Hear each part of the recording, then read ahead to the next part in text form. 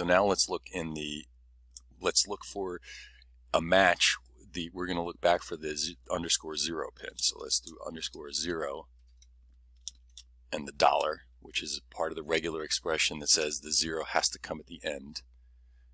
And now if we expand the pin group, we can see there's 61 pins that match that pattern that we entered.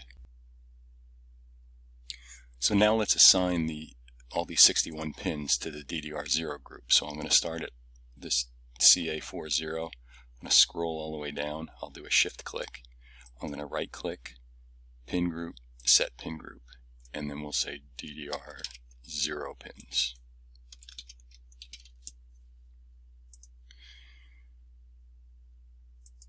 Click OK, and now we have a DD. So this is showing now we have a couple 3 pins in the BL pin groups that match that, and 61 pins in the DDR0 pins group. And so if we clear this, now it'll show us all the pins that exist, and the number of pins in all signal pins got reduced by 61. So now let's find the _1 pins, and we can see there's 62 of those in there. So these are the DDR1 pins. So let's quickly select them, shift click, right click, pin groups, set pin group, and we'll call this DDR1 pins. Okay. And now if we clear the pin group, we see we have an all power pins is 307, the all signal pins went down, and the DDR1 pins group now exists. Now it's important when we're doing this to save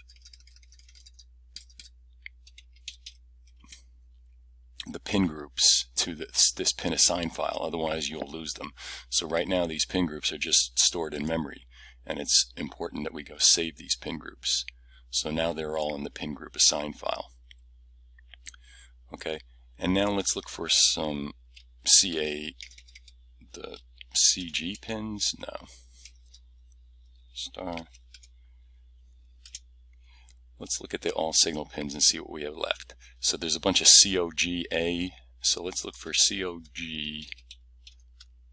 We're going to use a regular expression here. So we're going to say .star, which is anything, _A. And that'll find 28 pins. And we can see it's COG 1 to 13. The AP and AN. So let's select these and put them in the COG A group. Pin groups, set pin group.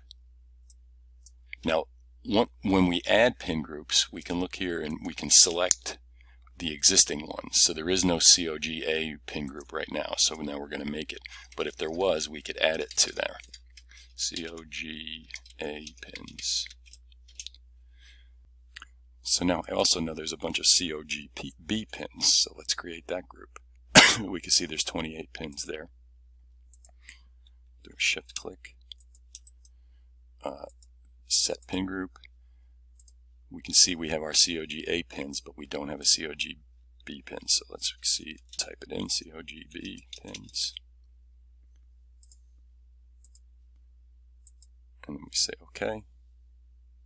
And then let's clear our filter and see what we have now. So we have the all power pins, the all signal pins. We have DDR1, DDR0, BL, COGA, COGB. And we're going to save the pin groups file. So that shows the basics of how we can set up pin groups.